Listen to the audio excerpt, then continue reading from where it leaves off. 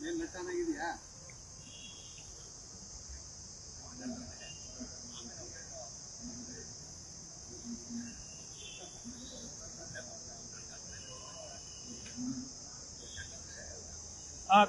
ನಮಸ್ಕಾರ.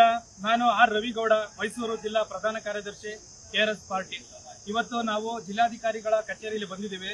ನಮ್ಮ ಮೈಸೂರು ಜಿಲ್ಲಾ ಸಮಿತಿಯಿಂದ ನನ್ನ ಬಲಗಡೆ ನಮ್ಮ ಜಿಲ್ಲಾ ಅಧ್ಯಕ್ಷರು ನಾಗೇಂದ್ರ ಅವರು, ಎಡಗಡೆ ರವಿ ಅವರು, ಮತ್ತೆ ಲೋಕೇಶ್ ಅವರು, ಜಿಲ್ಲಾ ಪ್ರಧಾನ ಕಾರ್ಯದರ್ಶಿಗಳು, ಮತ್ತೆ ಮಂಡ್ಯ ಜಿಲ್ಲೆಯಿಂದ ನಮ್ಮ ಮಂಡ್ಯ ಜಿಲ್ಲಾ ಪ್ರಧಾನ ಕಾರ್ಯದರ್ಶಿಯವರು ಚಂದ್ರು ಅವರು, ಹಾಗೂ ನಮ್ಮ ವಿಧಾನಸಭಾ ಕ್ಷೇತ್ರಗಳ ಅಧ್ಯಕ್ಷರಾದಂತಹ ನಾಗರಾಜ್ ಅವರು, ಮತ್ತು ಪ್ರಧಾನ ಕಾರ್ಯದರ್ಶಿ ಲೋಕೇಶ್, ಯುವ ಘಟಕದ ಅಧ್ಯಕ್ಷರು ಆನಂದರು, ಹೀಗೆ ಪದಾಧಿಕಾರಿಗಳು ಮತ್ತೆ ಕಾರ್ಯಕರ್ತರು ಎಲ್ಲ ಬಂದಿದ್ದೀವಿ. ನಿನ್ನೆ ನಡೆದ ಘಟನೆ ಏನು, ಒಬ್ಬ ಗೃಹ ಮಂತ್ರಿ ತನ್ನ ದಬ್ಬಾಳಿಕೆ, ತನ್ನ ಅಧಿಕಾರ ದರ್ಪವನ್ನ ಬಳಸಿ ನಮ್ಮ ಗೌರವಾನ್ವಿತ ರಾಜ್ಯ ಉಪಾಧ್ಯಕ್ಷರಾದಂತಹ ಸೋಮಸುಂದರ್ ಅವರನ್ನ ಅಧಿಕಾರ ದುರುಪಯೋಗ ಪಡಿಸಿಕೊಂಡು ಅಕ್ರಮವಾಗಿ ಏನ್ ಬಂಧನ ಮಾಡಿದ್ದಾರೆ, ಈ ತರದ ಒಂದು ಘಟನೆಯನ್ನ ನಾವು ಕರ್ನಾಟಕ ರಾಜ್ಯದ ಪರವಾಗಿ ಖಂಡಿಸ್ತಿದ್ದೀವಿ. ಈ ಒಂದು ಆಂದೋಲನ ಮುಂದೆ ಎಲ್ಲ ಅಧಿಕಾರಿಗಳಿಗೆ, ಅಧಿಕಾರವನ್ನ ದುರುಪಯೋಗ ಪಡಿಸಿಕೊಂಡಂತ ಮಂತ್ರಿವರ್ಗದವರಿಗೆ ಒಂದು ಪಾಠ ಆಗಬೇಕು ಅನ್ನೋ ವಿಚಾರವನ್ನ ನಾವು ಜಿಲ್ಲಾಧಿಕಾರಿಗಳಿಗೆ ಮನವಿಯನ್ನ ಸಲ್ಲಿಸಿದ್ದೀವಿ.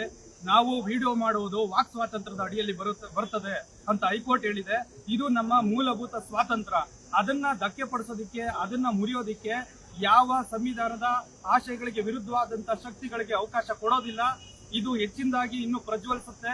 ಹೇಗೆ ಬೆಂಕಿಗೆ ತುಪ್ಪವನ್ನ ಸುರಿದ್ರೆ ಇನ್ನು ಬೆಂಕಿ ತುಂಬಾ ಪ್ರಜ್ವಲ ಉರಿಯುತ್ತೆ, ಹಾಗೆ ಕೆಆರ್ಎಸ್ ಪಕ್ಷಕ್ಕೆ ಅರಾಜಕತೆ, ಅನ್ಯಾಯ, ಸಂವಿಧಾನದ ಆಶಯಗಳಿಗೆ ವಿರುದ್ಧವಾಗಿ ನಡೆದುಕೊಂಡ್ರೆ ನಾವು ಇನ್ನು ಹೆಚ್ಚಿನ ಮಟ್ಟದಲ್ಲಿ ಹೋರಾಟ ಮಾಡ್ತೀವಿ.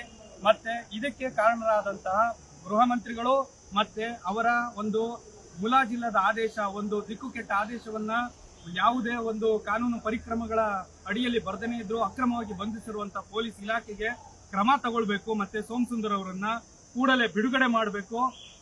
ಮತ್ತೆ ಸಾರ್ವಜನಿಕ ಸ್ಥಳಗಳಲ್ಲಿ, ಇಲಾಖೆಗಳಲ್ಲಿ ನಾವು ಕೆಆರ್ಎಸ್ ಪಕ್ಷದವರು ವಿಡಿಯೋವನ್ನ ಮಾಡ್ತೀವಿ. ಯಾಕಂದ್ರೆ ನಾವು ಸಾರ್ವಜನಿಕ ಹಿತಾಸಕ್ತಿ ಕೆಲಸಗಳನ್ನ ಪಾರದರ್ಶಕವಾಗಿ ಸಾರ್ವಜನಿಕರಿಗೆ ತೋರಿಸುವಂತ ಕೆಲಸಗಳನ್ನ ಮಾಡ್ತಿರೋದ್ರಿಂದ ವಿಡಿಯೋ ಮಾಡೋದು ಕೂಡ ನಮ್ಮ ಸಂವಿಧಾನಾತ್ಮಕ ಹಕ್ಕು, ಮೂಲಭೂತ ಹಕ್ಕು ಅಂತ ಹೇಳ್ತಾ ಈ ರೀತಿಯಾಗಿ ನಾವು ಜಿಲ್ಲಾಧಿಕಾರಿಗಳಿಗೆ ಮನವಿಯನ್ನ ಕೊಟ್ಟಿದ್ವಿ. ತಪ್ಪಿತಸ್ಥರಿಗೆ ಕ್ರಮ ಆಗಬೇಕು. ನಮ್ಮ ರಾಜ್ಯ ಉಪಾಧ್ಯಕ್ಷರಾದಂತಹ ಸೋಮಸುಂದರ್ ಅವರನ್ನ ಕೂಡಲೇ ಬಿಡುಗಡೆ ಮಾಡಬೇಕು ಅಂತ ನಾವು ಜಿಲ್ಲಾಧಿಕಾರಿಗಳಿಗೆ ಮನವಿಯನ್ನ ಕೊಟ್ಟಿದ್ದೀವಿ. ಈ ಮುಖಾಂತರ ಈ ಮುಂದಿನ ವಿಚಾರಗಳನ್ನ ನಮ್ಮ ಜಿಲ್ಲಾ ಅಧ್ಯಕ್ಷರು ನಾಗೇಂದ್ರ ಅವರು ತಿಳಿಸ್ಕೊಡ್ಬೇಕು ಅಂತ ಕೇಳ್ಕೊಳ್ತಾ ಇದ್ದಾರೆ. ನಮಸ್ಕಾರ ಬಂಧುಗಳೇ, ನನ್ನ ಹೆಸರು ನಾಗೇಂದ್ರ ಅಂತೇಳಿ, ಮೈಸೂರು ಜಿಲ್ಲಾಧ್ಯಕ್ಷರು ನಗರ ಘಟಕ. ಈಗ ಏನು ನಮ್ಮ ಪ್ರಧಾನ ಕಾರ್ಯದರ್ಶಿ ಹೇಳಿದ ಆಗ ಮುಂದುವರೆದ ಭಾಗ ನಾಳೆ ನಾವು ಯಾವುದು ಗಾಂಧಿ ಚೌಕದಲ್ಲಿ ನಾಳೆ ಬೆಳಿಗ್ಗೆ 10:00 ಕಪ್ಪು ಪಟ್ಟಿ ಧರಿಸಿ ಮೌನ ಪ್ರತಿಭಟನೆಯನ್ನು ಮಾಡಬೇಕು ಅಂತೇಳಿ ನಮ್ಮ ಉಸ್ತುವಾರಿ ಅವರ ಒಂದು ಆಗಮನದಿಂದ ನಾವು ಅದನ್ನ ತಯಾರಿ ಮಾಡ್ಕೊಳ್ತಾ ಇದ್ದೀವಿ. ನಾಳೆ ಒಂದು 100 ಸಂಖ್ಯೆಯಲ್ಲಿ ನಾವು ಆ ಒಂದು ಸರ್ಕಲಿನಲ್ಲಿ ಮೌನ ಪ್ರತಿಭಟನೆಯನ್ನ ಕಪ್ಪು ಪಟ್ಟಿಯನ್ನ ಧರಿಸಿ ನಾವು ಮೌನ ಪ್ರತಿಭಟನೆಯನ್ನ ಮಾಡಬೇಕು ಅಂತ ಹೇಳಿ ನಾವು ಹಮ್ಮಿಕೊಂಡಿದ್ದೀವಿ. ಹಾಗಾಗಿ ಇವತ್ತು ನಮ್ಮ ರಾಜ್ಯ ಉಪಾಧ್ಯಕ್ಷರಾದಂತಹ ಸೋಮಸುಂದರ್ ಸರ್ನ ಇವತ್ತು ಯಾವ ರೀತಿ ನಮ್ಮ ರಾಜ್ಯದ ಗೃಹ ಮಂತ್ರಿಗಳು ಇವತ್ತಿನ ದಿವಸ ಯಾವ ರೀತಿ ಅವರ ನಡವಳಿಕೆಯನ್ನ ನೋಡಿದ್ರೆ ಬಹಳ ಆಶ್ಚರ್ಯ ಆಯ್ತು. ಅವರೊಂದು ಒಳ್ಳೆ ಹುದ್ದೆಯಲ್ಲಿ ಇದ್ಕೊಂಡು ಇವತ್ತು ಈ ರೀತಿ ಅವರು ಏರು ಧ್ವನಿಲಿ ಅವರು ಆ ರೀತಿ ಒಂದು ವಿಡಿಯೋ ಮಾಡಿದ್ರೆ ದೊಡ್ಡ ವಿಷಯ ಅಂತ ಹೇಳ್ಕೊಂಡು ಇವರು ಅಲ್ಲಿ 16 ಜನ ವಿಡಿಯೋ ಮಾಡ್ತಾ ಇದ್ರೆ. ಇಲ್ಲಿ ಕೆಆರ್ಎಸ್ ಪಾರ್ಟಿ ಮಾತ್ರ ನಮ್ಮ ಸೋಮಸುಂದರ್ ಸರ್ ಮಾಡ್ತಾ ಇರ್ಲಿಲ್ಲ, ಅಲ್ಲಿ 16 ಜನ ವಿಡಿಯೋ ಮಾಡ್ತಾ ಇರ್ತಾರೆ. ನಮ್ಮ ಕೆಆರ್ಎಸ್ ಪಾರ್ಟಿ ಅವ್ರನ್ನ ಇವರು ಒಂದು ಟಾರ್ಗೆಟ್ ಮಾಡ್ಬೇಕು ಅನ್ನೋ ಉದ್ದೇಶ ಏನಿತ್ತು? ಬೇರೆ ಇನ್ನೂ 10 ಜನ ಇದ್ದಾರಲ್ಲ, ಅವ್ರನ್ನು ಕೇಳ್ಬೋದಿತ್ತಲ್ಲ. ಇವರು ಬೇರೆ ಮೀಡಿಯಾದವ್ರು ಇದ್ರೆ ಎಲ್ಲಾರು ಆಚೆ ಕಳಿಸ್ಬಿಡ್ತಿದ್ರ. ಕಾರಣ ನಮ್ಮೊಬ್ಬರನ್ನ ಅವರು ನಿನ್ನೆ ಟಾರ್ಗೆಟ್ ಮಾಡಿದ್ರಲ್ಲಿ ಅರ್ಥ ಆಗುತ್ತೆ. ಕೆಆರ್ಎಸ್ ಪಾರ್ಟಿ ನೀವು ಟಾರ್ಗೆಟ್ ಮಾಡಿದೀರಾ, ನೀವು ಮಾಡ್ತಿರೋದಂತ ದೌರ್ಜನ್ಯ, ದಬ್ಬಾಳಿಕೆಯನ್ನ ಇವತ್ತು ಕೆಆರ್ಎಸ್ ಪಾರ್ಟಿ ಖಂಡಿಸ್ತದೆ. ಇವತ್ತಿನ ದಿವಸ ಸಾರ್ವಜನಿಕರಿಗೆ ಏನ್ ಮೋಸ ವಂಚನೆಗಳನ್ನ ಮಾಡಿ ನೀವು ಭ್ರಷ್ಟಾಚಾರ ನಡೆಸ್ತಾ ಇದ್ದೀರಿ, ಅದಕ್ಕೆ ನಾವು ಸಿಂಹ ಸ್ವಪ್ನವಾಗಿದ್ದೀವಿ ಅಂತ ಹೇಳಿ ನೀವು ಪೊಲೀಸರನ್ನ ಕೈಯಲ್ಲಿಟ್ಕೊಂಡು ನೀವು ಪೊಲೀಸರನ್ನ ಬಿಟ್ಟು ನಮ್ಮ ಹತ್ತಿಕ ಕೆಲಸನ ನೀವು ಕೆಆರ್ಎಸ್ ಪಾರ್ಟಿಗೆ ಮಾಡ್ತಾ ಇದ್ದೀರಿ. ಇದು ಗೃಹ ಮಂತ್ರಿಗಳು, ಇದು ಒಳ್ಳೇದಲ್ಲ. ನೀವು ಅಧಿಕಾರಕ್ಕೆ ಬಂದ ಮೇಲೆ ಇವತ್ತು ಕರ್ನಾಟಕ ರಾಜ್ಯದಲ್ಲಿ ಎಲ್ಲಿ ಅನ್ಯಾಯ ನಿಂತಿದೆ, ಎಲ್ಲಿ ಭ್ರಷ್ಟಾಚಾರ ನಿಂತಿದೆ, ಎಲ್ಲಿ ರೇಪ್ಗಳು ನಿಂತಿದೆ, ಎಷ್ಟು ಅನ್ಯಾಯ, ಎಷ್ಟು ರೇಪು, ಯಾವ್ದಕ್ ನ್ಯಾಯ ಕೊಟ್ಟಿದ್ದಾರೆ ನೀವು? ಜನಸ್ಪಂದನ ಕಾರ್ಯಕ್ರಮ ಏನ್ ಮಾಡ್ಬೇಕಾಯ್ತು, ಯಾವ ನ್ಯಾಯ ಕೊಟ್ಟಿದ್ದಾರೆ? ಎಷ್ಟು ಅಪ್ಲಿಕೇಶನ್ ತಗೊಂಡು ಎಷ್ಟು ಜನಕ್ಕೆ ನೀವು ನ್ಯಾಯ ಕೊಡ್ಸಿದ್ದೀರಿ ಅಂತ ನನ್ಗೆ ಅರ್ಥ ಆಗ್ತಾ ಇಲ್ಲ.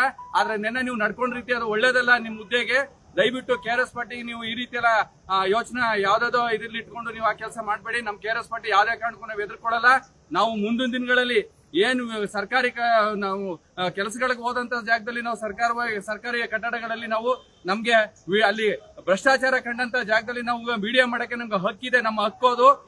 ನಾವು ಈ ರೀತಿ ನಿಮ್ಮ ಸುಳ್ಳು ಬೆದರಿಕೆ ಅಥವಾ ಈಗ ಪೊಲೀಸ್ ಬಿಟ್ಕೊಂಡು ನೀವು ಹತ್ತಿಕ್ಕಂತ ಕೆಲಸ ನಾವು ಯಾವ್ದಕ್ಕೂ ಇರಲ್ಲ. ನಾವು ಖಂಡಿತ ವಿಡಿಯೋ ಮಾಡೇ ಮಾಡ್ತೀವಿ. ಇನ್ನೊಂದು ಸುಳ್ಳು ಎಫ್ಐಆರ್, ಇನ್ನೊಂದು ಮತ್ತೊಂದು, ಇದು ನೀವೇನ್ ಬೇಕಾದ್ರೂ ಮಾಡ್ಕೊಳ್ಳಿ, ನಾವು ಜೈಲು ಹೋಗಕ್ಕೂ ಸಿದ್ಧವಾಗಿದ್ದೀವಿ.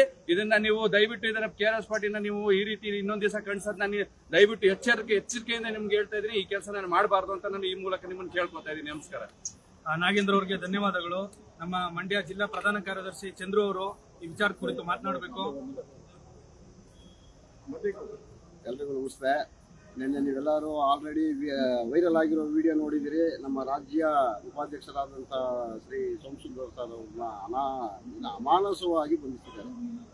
ಮೋಸ್ಟ್ಲಿ ಅವ್ರು ಬಂಧಿಸಿರೋದು ನೋಡಿದ್ರೆ ಟೆರರಿಸ್ಟು, ಉಗ್ರಗಾಮಿಗಳನ್ನ ಬಂಧಿಸಿದ ರೀತಿ ಇತ್ತು. ಯಾಕೆಂದ್ರೆ KRS ಪಾರ್ಟಿ ಅವರು ಅಂತ ಹೇಳಿದ್ರೆ ನಮ್ಮ ಗೃಹ ಮಂತ್ರಿಗಳಿಗೆ ಟೆರರಿಸ್ಟ್ನ ಕಾಣಿಸ್ತೀವಿ, ಉಗ್ರಗಾಮಿಗಳ ಥರ ಕಾಣಿಸ್ತೀವಿ. ಯಾಕೆಂದ್ರೆ ನಾವು ಸತ್ಯನ ಬಯಲ್ಗೆಳಿತಾ ಇದ್ದೀವಿ.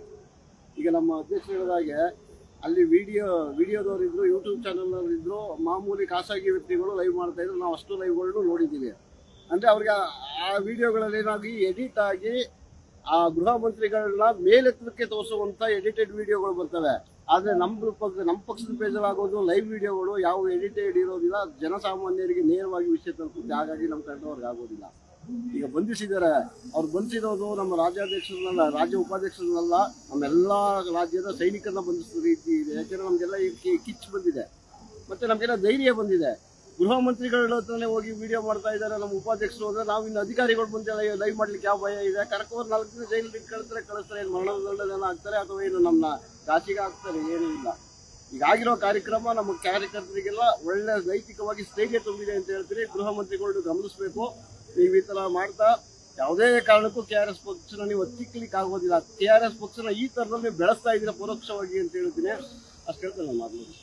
ಚಂದ್ರು ಅವರಿಗೆ ಧನ್ಯವಾದಗಳು.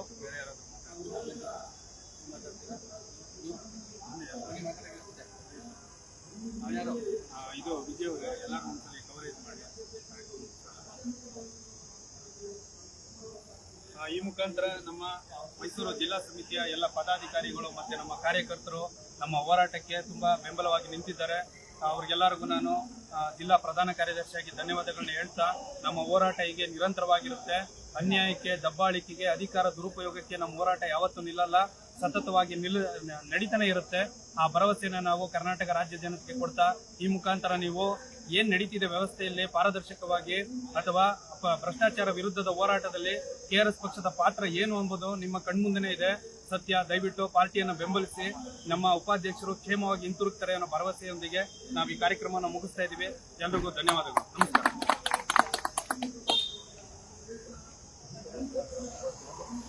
ದಯಮಾಡಿ ಈ ಲಿಂಕ್ನ ಪ್ರತಿಯೊಂದು ಕರ್ನಾಟಕದಾದ್ಯಂತ ಶೇರ್ ಮಾಡಿ. ಎಲ್ಲರಿಗೂ ಈ ವಿಷಯ ತಲುಪಬೇಕು. ಧನ್ಯವಾದಗಳು.